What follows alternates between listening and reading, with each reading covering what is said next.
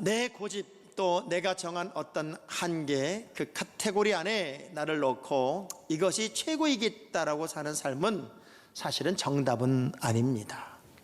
몰랐던 세계를 알아가고 또 좀 더 깊이 있는 세계를 알아가고 또 하나님의 깊이 있는 은혜의 세계를 경험하고 체험하는 것은 참 멋진 삶이겠다. 그래서 제가 복받게 살기 시리즈 마지막에 말씀의 제목을 에베네셀이라고 했습니다. 왜냐하면 내가 살아와 보니 또 살아보니 이 모든 것이 하나님이 도우신 것이었고 이 모든 것이 하나님이 하신 것이었습니다 라고 말할 수 있는 인생이라면 얼마나 멋지게 산 삶일까. 몰랐던 세계를 알아가고 좀 더 깊이 알아가며 마치 조각가가 끌과 정과 망치를 가지고 턱턱턱 부셔서 우리는 알지 못했지만 아름다운 작품을 만들어내는 그 모습처럼 하나님이 나를 작품으로 만드셨구나, 하나님이 나를 이렇게 인도하셨구나, 하나님이 이렇게 멋지게 나를 통해 일하셨구나 하는 것을 느끼는 삶이라는 것은 은혜 중에 은혜고 복 중에 복이 아닐까 하는 생각이 들어서 마지막 제목을 에베네셀이라는 제목으로 말씀의 제목을 잡았습니다. 우리 하나님이요, 여러분을 멋지게 세우시기 위해서 때로는 하나님 나 좀 가만 내버려 두세요, 내가 좀 빗나가도 좀 기다려 주시고요, 내가 좀 잘못 살아도 좀 참아 주시고요, 나에 대해서 너무 민감하지 않으면 좋겠어요 라고 말하고 싶을 때도 있어요. 그런데 우리 하나님은 때로는 기드온에게는 하늘의 이슬을 통해서 깨달음을 주시고 발람 선지자에게는 나귀를 통해서 깨달음을 주시고 모세에게는 불붙은 떨기나무를 통해서 하나님의 일하심을 목격하게 하시고 베드로에게는 빠지지 않는 그 바닷물을 걷게 하심을 통해서 뭔가 하나님의 일하심을 느끼게 해요. 나를 가만두지 않는단 말이에요. 저는 이게 가장 큰 복이라고 생각을 합니다. 가장 버림받은 인생은 어떤 인생이냐면 모두가 무관심한 인생이에요. 만일 여러분 우리에게 처음 왔는데 아무도 아는 척을 안 하고 그리고 여러분에 대해서 신경조차 쓰지 않고 눈길조차 주지 않는다면 여러분은 우리 교회를 나가면서 이렇게 말할 거예요. 무슨 교회가 저렇게 쌀쌀맞아, 무슨 교회가 저렇게 냉정해, 무슨 교회가 저렇게 차가워, 이렇게 말할 거예요. 그런데 좀 거북스럽지만 그래도 아는 척을 해주고 인사도 해주고 따뜻한 어떤 차라도 대접하려고 하는 그런 마음을 받으면 그래도 저기는 살아있는 곳이구나, 사람을 그래도 사람으로 보는 곳이기도 하구나 라는 생각을 하게 될 거예요. 하나님이 왜 그렇게 우리를 간섭하실까? 요한복음 13장 1절의 말씀 보니까 하나님이 우리를 간섭하시고 하나님이 우리에 대하여 끊임없이 일하시는 목적, 이유가 이거였더라고요. 시작. 유월절 전에 예수께서 자기가 세상을 떠나 아버지께로 돌아가실 때가 이른 줄 아시고 세상에 있는 자기 사람들을 사랑하시되 끝까지 사랑하시니라. 끝까지 사랑하세요. 세상에 있는 어떤 사람들을 사랑하나 봤더니 자기 사람들을 사랑하시되 끝까지 사랑하시더란 말이에요. 여러분을 좀 더 명품 믿음으로 만들기 위해, 좀 더 멋진 하나님의 사람으로 만들기 위해, 아니 너무나 사랑하시기에 여전히 간섭하시고 여전히 작품을 만드시고 여전히 여러분을 훈련시키더란 말이에요. 저는 마치 우리 하나님이 욥기서 23장 10절의 말씀처럼 여러분을 이렇게 만들고 싶으셔서 오늘도 훈련시키고 있다고 생각을 해요. 시작. 그러나 내가 가는 길을 그가 아시나니 그가 나를 단련하신 후에는 내가 순금같이 되어 나오리라. 잘 훈련시키셔서 여러분을 최고의 명품 인생으로, 최고의 은혜로운 하나님의 도구로, 오늘 내가 있는 것은 하나님의 은혜였습니다 라고 고백할 수 있는 인생으로 만드시는 그 사랑 때문에 여전히 훈련시키고 있더라는 거예요. 자, 그러면 오늘 본문의 이야기가 어떤 의미에서 에베네셀의 하나님으로 등장을 할까요? 사무엘이 많이 성장하고 나서 사무엘을 통해 이스라엘이 지배를 받던, 어찌 보면 어떤 통치를 경험하던 시점이 되었을 때 블레셋을 하나님은 계속해서 이스라엘의 막대기로 쓰는 거예요. 막대기. 블레셋이란 나라와 이스라엘은 우리가 성경을 읽어보면 계속해서 적대적 감정을 갖게 되고 계속 싸웁니다. 그 이유는 이 블레셋을 하나님이 막대기로 쓰셔서 이스라엘을 깨우고 이스라엘을 또 새롭게 만들고 이스라엘을 작품으로 만들고 이런 일들을 계속 하려는 이유였어요. 근데 어느 날 전쟁을 해보니 4,000명의 인면 송실이 나면서 이스라엘이 대패를 하게 됩니다. 하나님의 백성들이 패전을 하고 나니까 원인이 뭘까를 찾기 시작했는데, 이 원인이 우리가 법궤를 가지고 오지 않아서 우리가 이 패배를 했다. 그러니 빨리 저 실로에 있는 법궤를, 언약궤를 갖다가 우리 전쟁통 한복판에 갖다 모셔야 되겠다. 그래서 노력을 해서 실로에 있는 언약궤를 이제 전쟁하는 지역으로 가지고 옵니다. 이스라엘 백성들은 사기가 충천합니다. 그야말로 언약궤가 들어오는 날 모든 것을 다 가진 것처럼 막 펄펄 뛰고 환호를 지르고 난리가 났는데, 그 사실을 블레셋이란 나라가 알면서 저 이스라엘 백성들이 저렇게 신바람이 나 있는 것은 언약궤를 전쟁터에 갖다 놨다는 이유 때문이다. 그러니 우리가 긴장하지 않으면 안 되겠다. 오히려 블레셋을 더 결집시키는 계기가 되어버렸어요. 그래서 블레셋이 강한 군사력을 다시 이끌고 전쟁을 하는 바람에 3만 명이나 죽었어요. 이스라엘이 3만 명이 죽고 나니까 기가 막힌 거예요. 이건 잘해보겠다고, 하나님의 방법대로 해보겠다고 이거 뭔가 노력을 했는데, 그 노력이 인간적인 노력이 수포로 돌아가면서 3만 명이나 이스라엘 군대가 죽으니 거기다 또 법궤까지 뺏겼어요. 언약궤까지 뺏기고 나니 기가 막힌 거예요. 자, 문제는 블레셋의 문제가 생겼어요.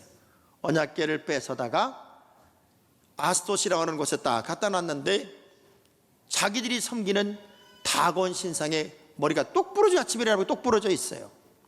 그리고 독종이 생기고 전염병이 생기기 시작하는데 사람들은 이렇게 반응합니다.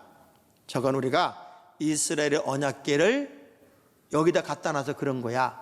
그러니까 하나님이 저주야. 이렇게 말하는 사람, 그럴 리가 있냐? 우연이겠지. 저 언약궤가 하나 들어왔다고 해서 우리 블레셋에 이런 어려움이 생기는 것은 우연일 뿐이야 라고 말하는 두 언어가 논쟁이 되었어요. 그랬더니, 그러면 우리가 젖나는 소 둘을, 암소 둘을, 쉽게 말하면 송아지를 방금 낳은 암소 2마리를 마차를 끌게 해서 이 언약궤를 끌고 가게 한번 해보자. 자기 새끼도 찾지 않고 베세메스라는 곳으로 똑바로 가면 이건 하나님의 저주가 우리에게 임한 것이고, 이 소들이 안 가고 지멋대로 가거나 베세메스가 아닌 다른 곳으로 가거나 아니면 자기 새끼 송아지가 있는 곳으로 가면은 이건 우연일 뿐이다. 이렇게 얘기를 하고 그 소에게 마차를 끌게 합니다. 근데 신기한 건 2마리 암소가 마차를 끄는데 뒤도 안 돌아보고 눈물을 펑펑 쏟으며, 쏟았는데 안 쏟았는데 내가 안 봐서 모르겠어요. 근데 성경은 눈물을 흘리면서, 왜? 송아지가 이제 그리운 거야. 그렇지만 너무 놀라운 건 이 소들이요, 뒤도 안 돌아보고 베스메스로 쭉 가는 거야.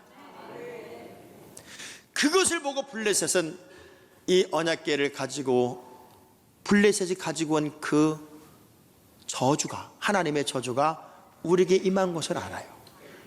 그런데 언약궤가 베스메스로 오는데 베스메스 사람들이 얼마나 좋아요. 노력도 안 하고 언약궤를 얻으니까 얼른 열어봤다.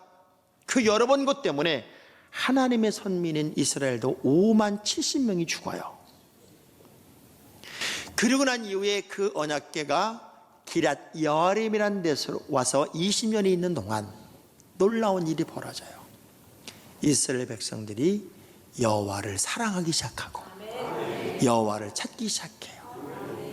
그리고 블레셋과 전쟁이 다시 시작이 됐는데, 그 전쟁에서 막다른 골목, 그야말로 더 이상 희망이 없는 환경이 되었을 때 오히려 전쟁하던 이스라엘 모든 백성들이 미스바에 함께 모여서 기도했고, 기도하는 동안에 다시 쳐들어왔던 그 블레셋 군대를 기도하면서 하나님이 물리쳐 주시고, 하늘에 우레를 내려서 이스라엘의 승리를 만들어준 것을 그들이 목격하면서 사무엘과 이스라엘 모든 백성들이 입술로 고백한 자기 고백이 뭐였냐면 에베네셀, 하나님이 우리를 여기까지 도우셨네.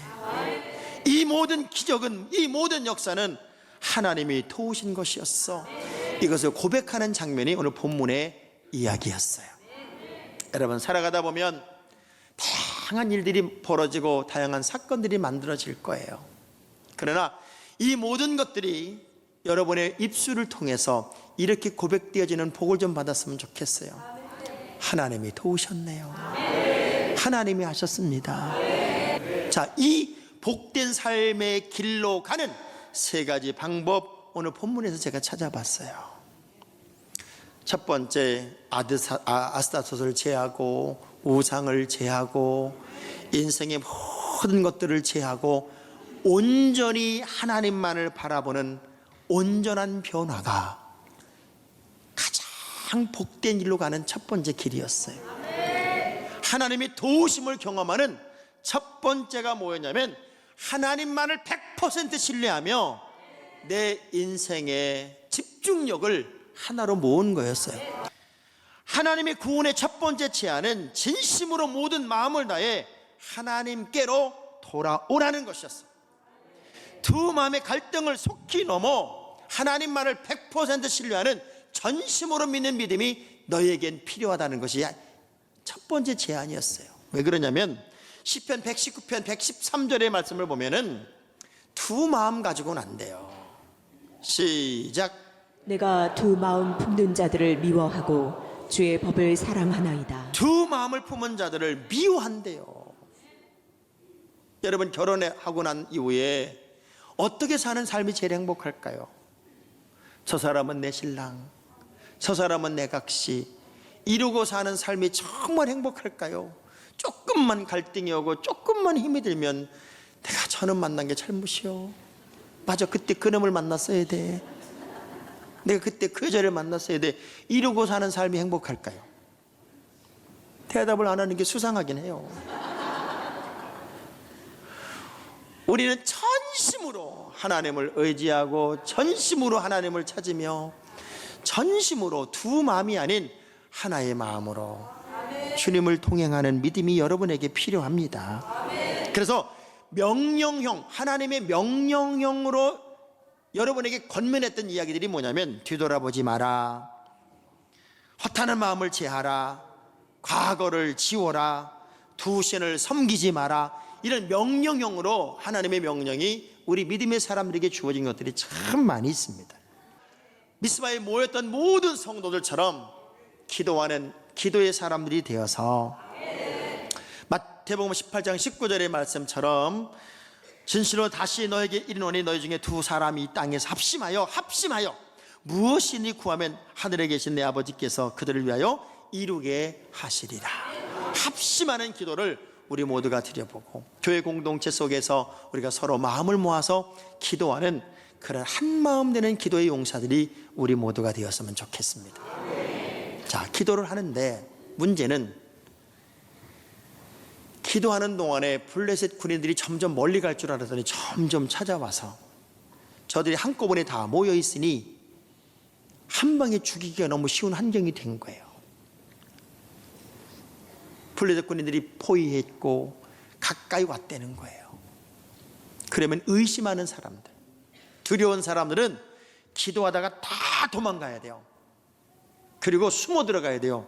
더 놀라운 건 어떤 사람들이 에베네셀의 하나님을 경험하나 봤더니 견고한 믿음을 갖는 거예요. 믿음의 견고성이 여러분의 내일을 만들고 여러분의 미래를 만들어요. 여러분은 그럼에도 불구하고 견고한 믿음의 사람들이 되시기를 주의 이름으로 축복합니다. 우리 흔들 수 있는 많은 상황들이 있어요. 저는 이 글을 보면서 이거구나 하는 생각을 했던 게 세일즈맨으로 성공한 오고 만디오라고 하는 사람의 자서전에 지상 최대의 세일즈맨이라고 하는 책이 하나 있어요. 지상 최대의 세일즈맨이라는 그 책에서 성공의 비결, 이 사람이 어떻게 성공했는지를 비결을 이렇게 적었어요. 제가 그걸 한번 읽어드릴게요. 슬퍼지면 소리내 한번 웃자. 기분 나쁘면 곱빼기로 일하자. 두려우면 문제 속으로 들어가자. 열등감을 느끼면 새 옷으로 갈아입자. 불안하면 고함을 2번 지르자. 무능함을 느끼면 지난날의 성공을 생각하자. 자신이 보잘것없게 느껴지면 내 인생의 목적을 기억하자. 야, 영업을 하면서 얼마나 많은 갈등들이 있었겠으며 또 무시당한다고 느끼는 그런 경험도 있었겠어요. 그렇지만 이 사람은 그럼에도 불구하고 한 번도 흔들리지 않았다, 그 얘기예요. 우리가 믿음의 견고함을 가지고 있으면, 의심이 생기고 불안한 마음을 넘을 수만 있으면 여러분은 가장 큰 자가 될 수 있어요. 자, 사무엘상 7장 10절은 그렇게 견고한 믿음을 가지고 있었을 때 하나님이 어떻게 역사하는지를 설명해요. 시작. 사무엘이 번제를 드릴 때에 블레셋 사람이 이스라엘과 싸우려고 가까이 오매 그날에 여호와께서 블레셋 사람에게 큰 우레를 발하여 그들을 어지럽게 하시니 그들이 이스라엘 앞에 패한지라. 자, 싸우려고 가까이 왔어요. 자, 이들은 기도하고 있고 그들은 싸우려고 왔어요. 그러면 싸우려고 온 사람들이 무방비 상태의 이스라엘 사람들 이기는 건 백전백승일 겁니다. 그런데도 두려워하지 않고 이렇게 이야기합니다. 사무엘 선지자에게 저들이 쳐들어왔답니다. 지금 가까이 왔답니다. 코앞에 왔답니다. 그러니 도망갑시다가 아니라 더 기도해 주세요. 더 세게 기도해 주세요. 이걸 부탁하고 있어요. 우리가 견고한 믿음, 어떤 환경에서도 흔들리거나 요동하지 않은 믿음을 갖는 것은 은혜이고 복입니다. 우리 어릴 때 수련회를 가면은 꼭 한 번씩 했던 프로그램이 뭐냐면 믿음을 테스트하는 거였어요. 믿음. 사람을 똑바로 세워놓고 뒤로 자빠지래. 우리가 받쳐줄 테니까 절대 쓰러지는 거 그냥 머리부터 닿지 않게 다 받쳐줄 테니까 믿고 뒤로 쓰러져 봐라. 제가 오늘 여러분 이 맨바닥에서 받쳐줄 테니까 뒤로 자빠지시오. 그러면요 거의 70%가 못해요. 쓰러지다가 조금 쓰러지다가 얼른 눈을 뜨고 그냥 뒷걸음질을 친다니까. 근데 진짜 믿는 사람은요, 에라 모르겠다라고 확 쓰러져 버립니다. 그러면 그 사람을 내버려 둘까요? 잡을까요? 하나님이 얼마나 스릴을 즐겨야 하시는 분이냐면, 아브라함이 이삭을 마지막 칼을 딱 들어서 치려가는 순간에 멈추셨어.